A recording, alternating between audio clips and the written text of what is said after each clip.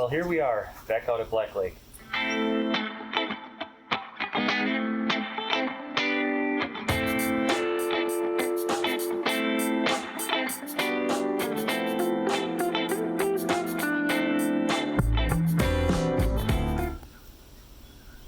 It's been a different year. Yeah, it has. Seen a lot of people that I would say were the first-time campers. Or if it wasn't their first time, they're very inexperienced.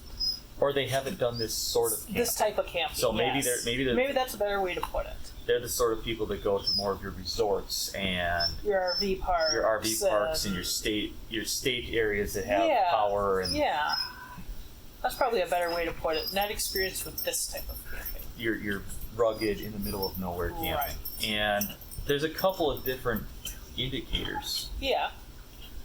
I would say the number of messes that have been left behind is up drastically. Yeah. And I could go on and on and on and absolutely rant like you wouldn't believe on this because it has been bad. I'll just leave it at that. Yeah.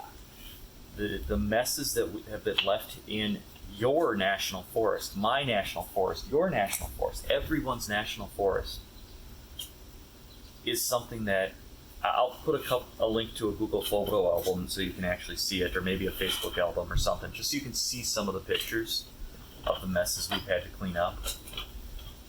But I used to call it the Great American Knucklehead. You know, it was your typical person that didn't care. And this year I've redubbed them the COVID camper. And I say that because I've talked to some of these campers in the middle of our hosting duties, in the midst of it. And I've asked them, what brings you from Wisconsin? And I asked that specific question because What brings you up to our part of Wisconsin? They're not even from the region. You know, I'm asking Minnesota people or Michigan or even Illinois people. I'm asking Kentucky. I'm asking Texas, North Carolina, Georgia. I'm asking them, what brings you here? Well out of the area. What brings you to Wisconsin? And the answer I got was, well, we looked at a heat map of the number of coronavirus cases, and we saw that northwest Wisconsin didn't have a lot of cases, so we thought we'd come here. And I could rant about that too, but it just it just shocked me because we've done our best to stay within probably, 200 miles of home? At the most. At the absolute most. Yeah. During this whole thing. And yeah, some people would say, oh, you went 200 miles. You got to understand, Wisconsin's huge. 200 miles doesn't get you too far. No. Especially our part of Wisconsin. I think the furthest we went was about 140. I think so. So I set up within 200. Understand, it's less than that. I just don't remember the exact distance off the top of my head. It may have only been 140.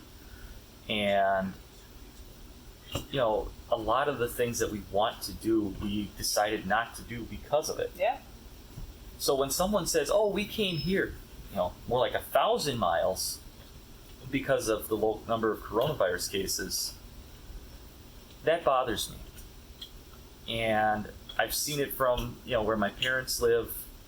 You know, the tourists are still coming. They're not isolating for 14 days. And it's just basically what I'm rolling all of this into is there's a lot of self-centered people out there. Yes. That they go, well, I'm coming here because I'm going to be on vacation. And I don't have to self-isolate. I'm not sick. When you might be and you not even know it. And you leave a mess because, you know what? It's not my problem. I'm never coming back. So I guess the long and the short of it is I feel like there's a message that we grew up with that's been lost. Yeah. And it's a message that we're trying to impart in our own kids. And it's kind of the principles of leave no trace. But at the end of the day, it can be broken down into two basic rules. Be a decent human being and leave the outdoors cleaner than you found it. Yep. When we get to a site in a camp that we've never been in before, we look and we pick up and we make sure, because everybody leaves incidental stuff behind, whether they mean to or not. even we're guilty of it. We Oh, try not to, but I have Something no small doubt. gets missed or whatever. I have no doubt that one of our kids with their juice box, their straw blew away and it's in the woods somewhere. Even though we tell them to throw it away. And they're very good about it. Yes.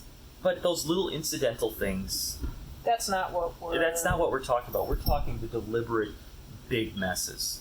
We're talking about you shuck your corn to do corn on the cob and you throw the cobs and the husks in the woods and your eggshells, and you scrape your leftover scrambled eggs into the woods, and you throw your tinfoil in the fire to try and burn it. That's the sort of stuff we're talking about. So I guess my question for you guys is, what could we do about this? And I'm not looking for let's banish them from the national forest, let's yell at them, I'm looking for actual legit, more education-based ideas, because I really wonder if this is a education issue. Very possible. I think about all the signs that are in our bathrooms that say don't throw garbage down the toilet. Someone threw a whole bunch of diapers into a freshly cleaned pit toilet that now I have to clean out.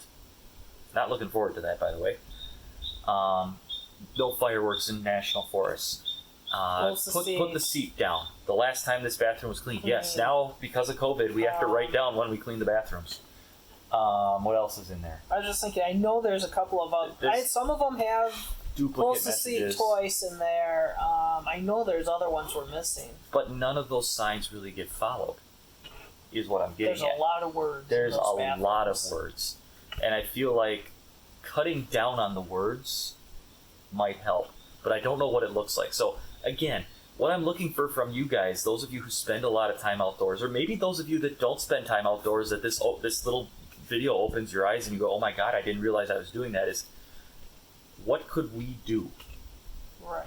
I mean, should we start a video series that says, hey, we're going to teach you what Leave No Trace actually means by showing you what we do? Yep. Should we do a video of us cleaning up a site that's absolutely trashed so you can see what we mean? And I can warn you right now, that's not going to be a pretty video. It's not going to be a pretty video, no. So, I guess before we go, that's the one question I have. Yeah. I mean, do you have anything to add? No, I think you got all the points. And I didn't rant. No, you didn't. I'm impressed. All right, so we'll see you guys at our next destination. See you later. Take care. Bye-bye. Hey guys, if you liked this video content, make sure that you like, comment, subscribe. Tell your friends, because you know what? We like making these videos for you, Yes. but we don't know what kind of videos to make if you guys don't give us some feedback. Yep. So, down below, click the subscribe button. We appreciate give us it. that thumbs up. Or if this video really stank, click the thumbs the down. thumbs Trust me, you down. won't hurt my feelings. or Any our feedback feelings. is good. Any You know. feedback is good, because if you don't like what we're doing, we'll stop and revamp it. Well, and if it's not that you don't like the video, you just don't like how we made it. I'm still learning. Give us feedback. Yes, we're still learning. So make sure you click that button and leave us some feedback.